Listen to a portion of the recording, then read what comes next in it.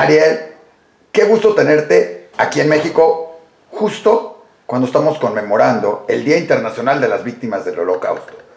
Primero preguntarte, ¿es importante este día? Porque tenemos Yom HaShoah. Entonces, ¿cuál es más importante? ¿O los dos? ¿O cómo sería? Es una muy buena pregunta. Es importante toda oportunidad que tengamos nosotros de poner en foco lo que ha sucedido con la Shoah, pero que tenga un objeto, es importante. El Día Internacional de Recordación de las Víctimas de la Shoah se estableció por una resolución de Naciones Unidas. Y eligieron el 27 de enero porque exactamente hoy se están cumpliendo 80 años de lo que el mundo llama la liberación de Auschwitz. Es decir, el día que el Ejército Rojo se encontró con Auschwitz. Lo han dibujado como una liberación, pero la realidad es que ninguno de los aliados quiso liberar ninguno de los campos.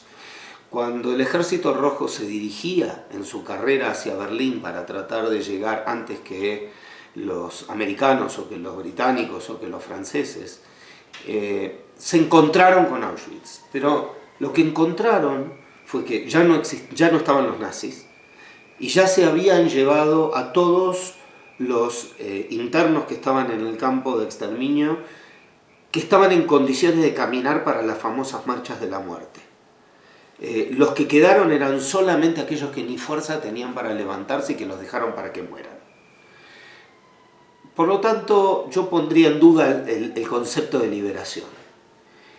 Entiendo que sí es una fecha que han puesto para que los estados promuevan acciones para no solamente la recordación, sino para evitar futuros genocidios o futuros ataques antisemitas. Si estos actos sirven para que los estados nacionales o municipales, provinciales o estaduales pongan en práctica este tipo de acciones, bienvenido sea. Si es solamente para hablar de los fallecidos, no alcanza. Respecto de tu pregunta sobre Yom HaShoah, vos fíjate la imagen. La imagen del 27 de enero es un judío medio muerto, causa empatía. Nosotros elegimos Yom HaShoah Be'Gvurah, el día del holocausto y del heroísmo, que fue el levantamiento del gueto de Varsovia. Fue nosotros resistimos, nosotros no vamos a permitir que esto ocurra, que es un judío con un arma en la mano defendiéndose. Y esta imagen no causa empatía. Esta imagen es lo mismo que Israel. Esta imagen no es la que el mundo quiere ver para tener empatía con el judío. Tocaste un tema muy importante. La resistencia, Israel, en muchos países del mundo han suspendido o han detenido o están haciendo menor esta conmemoración de las víctimas del Holocausto a raíz del 7 de octubre. O en otros lo están entremezclando. Y entonces el discurso de las víctimas del Holocausto se ha vuelto el Holocausto del 7 de octubre. ¿Se pueden entremezclar? ¿Se puede hablar de lo mismo? ¿O hay que separar ambos conceptos? No, a ver, lo que no hay que hacer es banalizar el concepto mismo. Fíjate que el día de hoy en Irlanda, Higgins, el primer ministro, sí, se dedicó a atacar a Israel y frente a las protestas de los judíos que estaban en la sala, lo sacaron con seguridad a rastras. Se ha transformado en el Día de Recordación de las Víctimas de la Shoah para hablar en contra de Israel. Es una enfermedad antisemita inaceptable.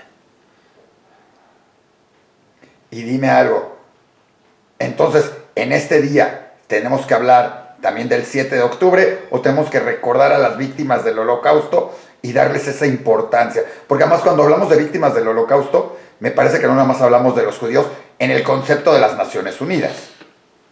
En realidad hablaban de la liberación de Auschwitz. Las víctimas del Holocausto no fueron solamente judíos. hubo otro tipo de víctimas, el pueblo roma, lo que en América Latina y España conocemos como los gitanos, homosexuales, opositores, comunistas, minusválidos.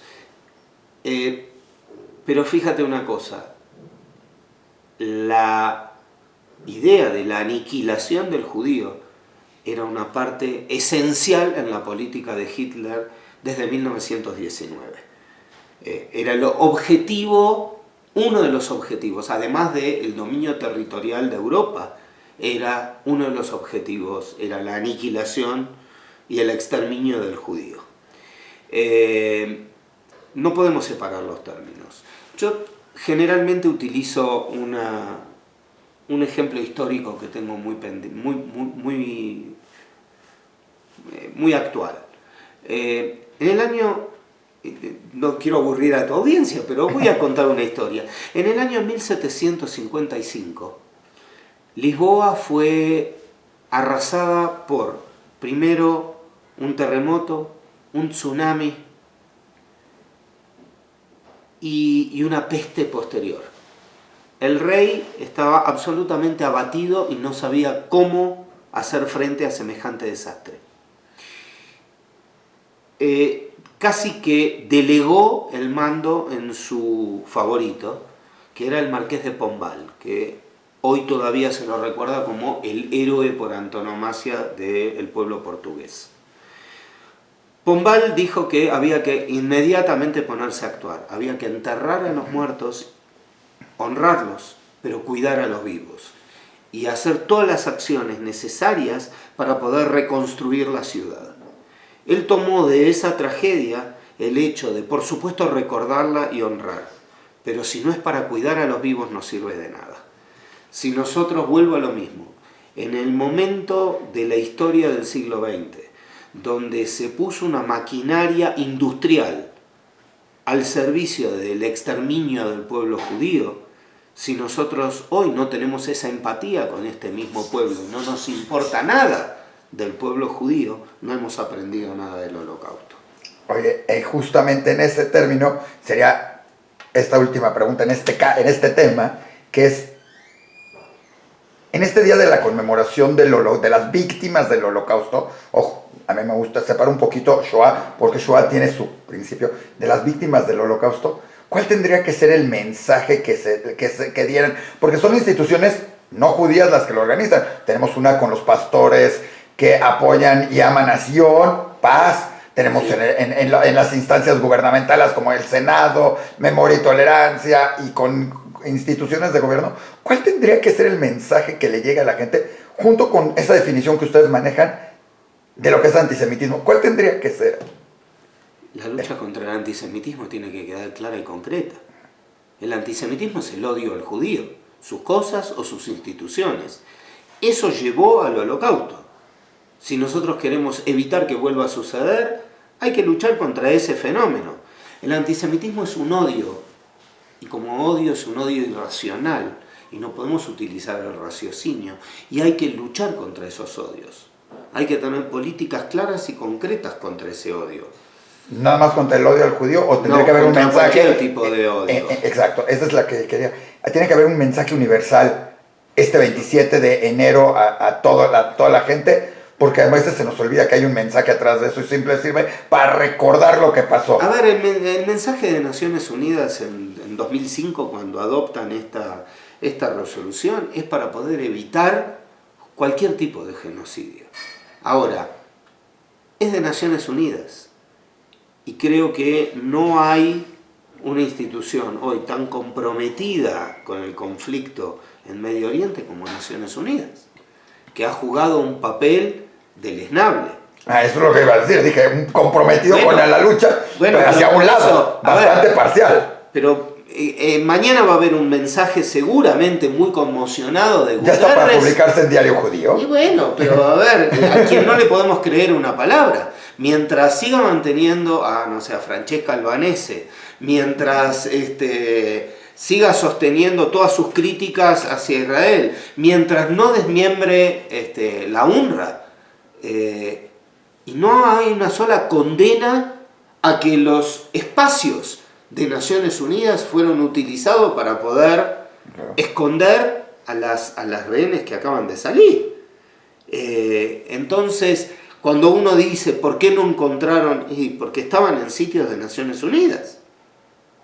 Entonces, la complicidad, el involucramiento de Naciones Unidas en este conflicto le quita una credibilidad absoluta a la institución que debería trabajar para evitarlo. Oye, pero tendría que haber un mensaje, no hacia las instituciones, hacia la gente, hacia las personas.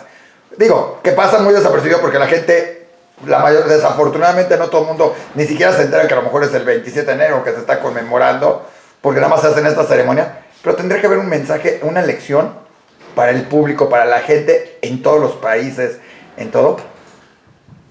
Sí, ¿qué te puedo decir? Sí. Es decir, es una pregunta que me deja... ¿Querés parar?